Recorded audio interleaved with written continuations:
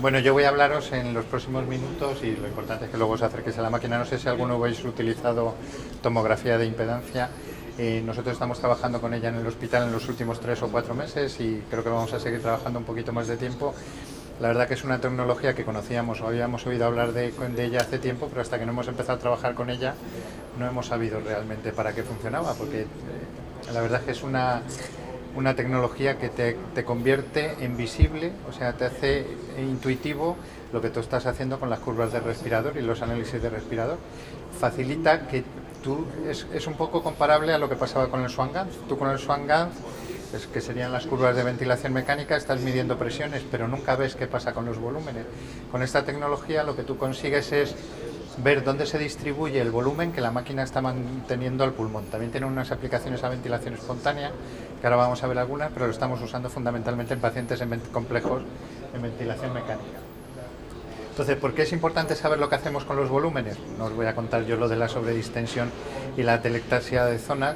Lo que sí que es importante es que nosotros, aunque sí que sabemos que sobredistender el pulmón hace daño y por otro lado tenerlo atelectasiado también hace daño, no sabemos muy bien cómo evaluar qué zonas del pulmón tenemos atelectasiadas y sobredistendidas.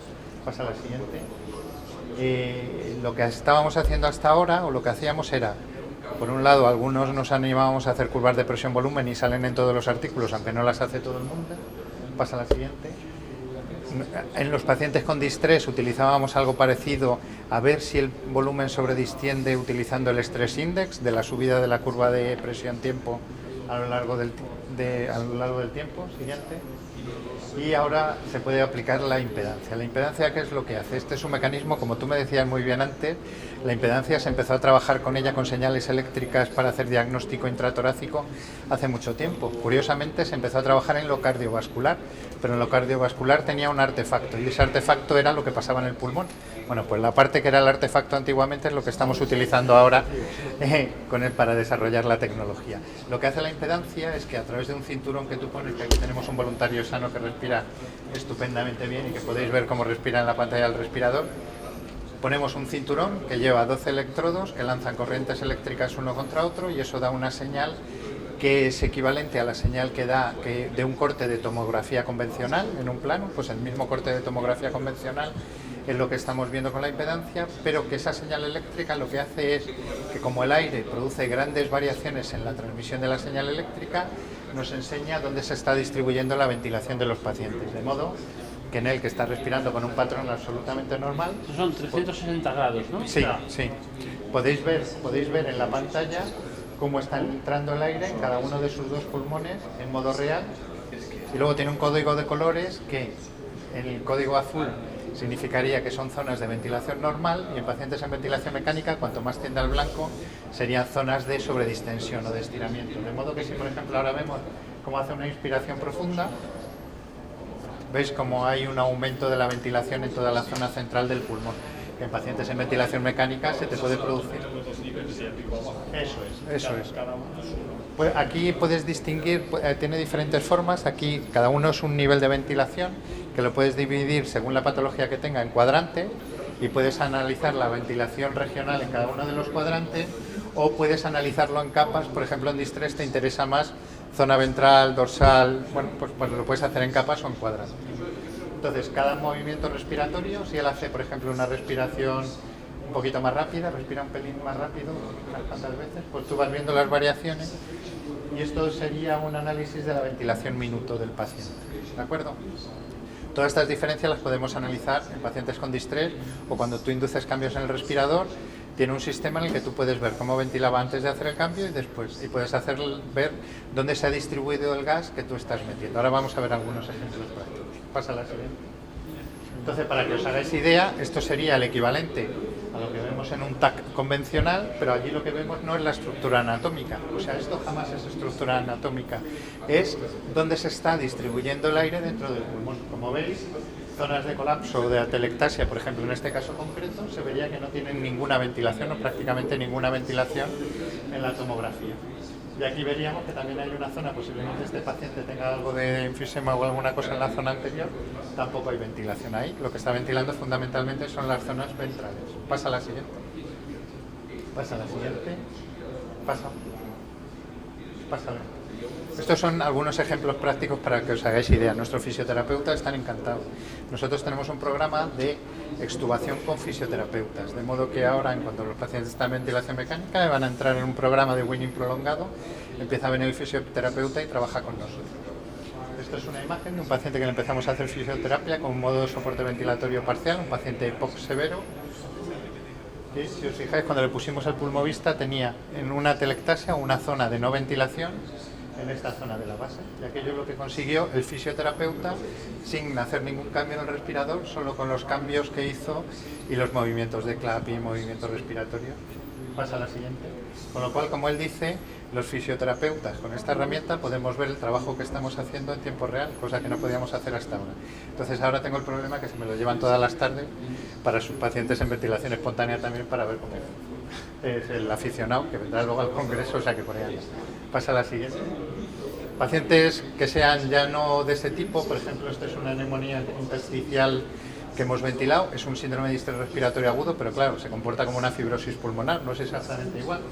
Fijaos como ya se ve en la imagen del TAC, pero tú con el pulmovista puedes ver como, a pesar de que es un distrés, no tiene colapso en las zonas posteriores, sino que está ventilando perfectamente bien, y en este caso lo que tiene es una zona de mala ventilación anterior. ¿Eso qué puede ser? Es un neumotórax, exactamente. Lo que tiene ahí es una pérdida de aireación porque tiene un neumotórax que se resolvió con la colocación de un tubo torácico. Pasa a la siguiente. Este es otro caso. Estamos hartos en cursos como este tan estupendo de oír hablar de por qué es importante poner a los pacientes en modo participativo o en modo espontáneo, en lugar de en métodos que sean absolutamente controlados y aumentar la sedación. Esto es un paciente saliendo de fase de un distrés, así está ventilado en un método controlado por volumen, y eso es un paso a, en este caso es ventilación proporcional asistida. Fijaos, simplemente como el cambio de modo ventilatorio a un método participativo seguramente mejora el movimiento de diafragma y mejora de forma muy importante la ventilación en toda la zona posterior. No solo eso, si os fijáis aquí, esta imagen en naranja, significa que hemos reducido la ventilación en zonas anteriores que seguramente en el método controlado por volumen estaban sobredistendidas. Es decir, al pasar a un método participativo, lo que hemos conseguido es mejorar la ventilación posterior por el movimiento de su diafragma, mejorar la ventilación general del paciente y disminuir la sobredistensión de las zonas apicales. Pasa a la siguiente.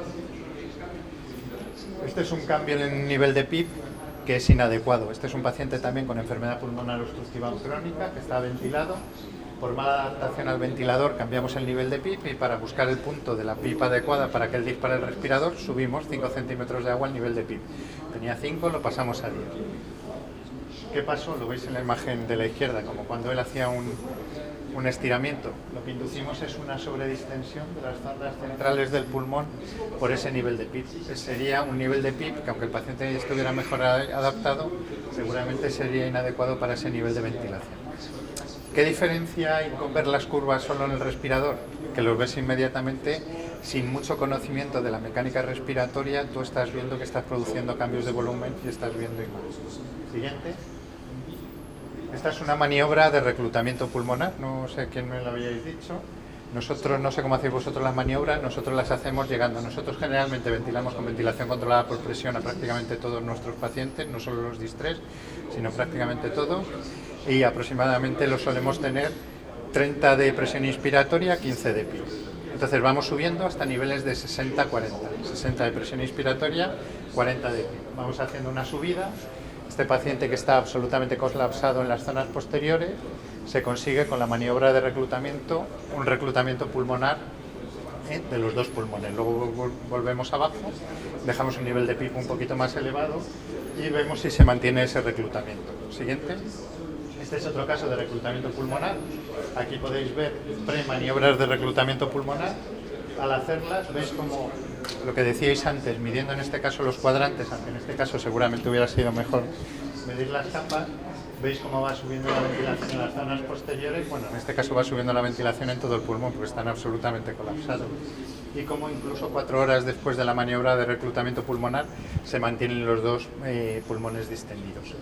Pasa a la siguiente y última, y esta nos tiene orgullosísimos porque es la última que hicimos hace muy poquito tiempo. Es un paciente que mide 1,50 m, con una escoliosis brutal, enfermedad pulmonar restrictiva muy severa y con patología pulmonar bilateral. Muy difícil de ventilar, una tráquea muy corta, casi como un niño, de modo que el tubo lo teníamos que tener muy fuera porque si no se nos iba para adentro. Y le pusimos el pulmovista con grandes diferencias, o sea, un caso muy severo, una PCO2 en el momento de intubación de 150. Pasa a la siguiente. Cuando pusimos el pulmovista, esto es lo que nos encontramos, que con el modo ventilatorio, ya estando estable, esto era lo que conseguíamos ventilar. Si os fijáis, solo conseguíamos ventilar las zonas apicales de los dos pulmones y con algún cambio en el nivel del pico y sobre todo con cambios posturales, buscando la mejor posición posible para su situación de escoliosis, conseguimos una buena ventilación bilateral. El paciente ha ido muy bien, se pudo extubar al cabo de unos días, mejoró la ventilación. Y es curioso que él mismo nos dijo que él busca la postura en la que le pusimos en ventilación mecánica, que desgraciadamente en ese momento no estaba él para contárnosla. Nos dijo que dormía en esa posición porque era la forma en la que tenía menor sensación de disnea y mejor sensación de ahogo. Bueno, pasa a la siguiente, la última.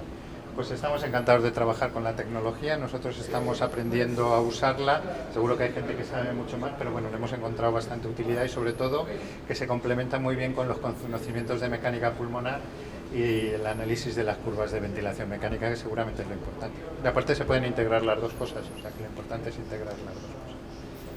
Pero también, como preguntabas antes, ¿no? Para buscar la IP óptima te puede servir, ¿no? Porque si ves que estás reclutando a segmentos pero no estás efectuando sobre distensión, pues ya sabes que has logrado la PIP óptima. Pero sin embargo, eso no es decir que a lo mejor evitas un poco de malperfusión, pero también puede afectar al gasto cardíaco y tienes que dar un poco más de perfusión. Estamos en eso. Nosotros en todos los pacientes estimamos la PIP óptima, hacemos unas mediciones de mecánica pulmonar y ahora estamos utilizando pulmovista en los pacientes más severos que tenemos y tal, para buscar una distribución homogénea de la ventilación. Veo que usas un reclutamiento con niveles muy altos de presión, Sí, ¿no? sí, porque nosotros solo utilizamos reclutamiento en pacientes muy graves que no podemos pronar. O sea, para nosotros la maniobra de reclutamiento es el prono y hacemos prono precoz. Prácticamente todos los pacientes en prono con distrés grave los pronamos. A partir de ahí, si hacen hipoxemia severa en prono, es cuando utilizamos las maniobras de reclutamiento. Entonces necesitamos niveles o sea, no son pacientes que estén mal ventilados o con niveles muy bajos de presión. Como puede pasar, por ejemplo, un posoperatorio, puedes hacer una maniobra de reclutamiento con presiones mucho más bajas para mantener un nivel de PIP elevado, pero un paciente de distrés, los que nosotros hacemos maniobra, es un paciente con una hipoxemia muy severa y ya ventilado con presiones altas en prono generalmente. También con el sistema de monitorización y tal, no hay ningún problema en los pronos y todo. No, de hecho también teníamos algunas imágenes que no hemos puesto de algún paciente pronado y tal. El cinturón es un poco, en los pacientes lo toleran bien cuando están muy edematosos. Nosotros no lo mantenemos muchas horas con el cinturón puesto. Alguno te puede hacer a lo mejor algunas caras y eso, pero todo eso está mejorando y disminuyendo de forma importante. Nosotros generalmente hacemos Sí, enséñalo si no te importa. Lo que pasa es que él es un bollo de paciente, claro. No son así. Es un poco más, en pacientes así, pues un poco más complicado de poner, pero llevan los electrodos que van en la parte posterior, aparte se despegan y hay que poner un poquito de gel. Y luego en quien nos da un problema de la interpretación de las imágenes es en pacientes obesos. Pacientes obesos que tienen mucha cantidad de grasa, la impedancia no funciona bien. Y bueno, aunque en algún caso sí que la diferencia entre imágenes puede ser relativa, pero la imagen no es demasiado, quizás no sea demasiado de fiar en ese tipo de pacientes.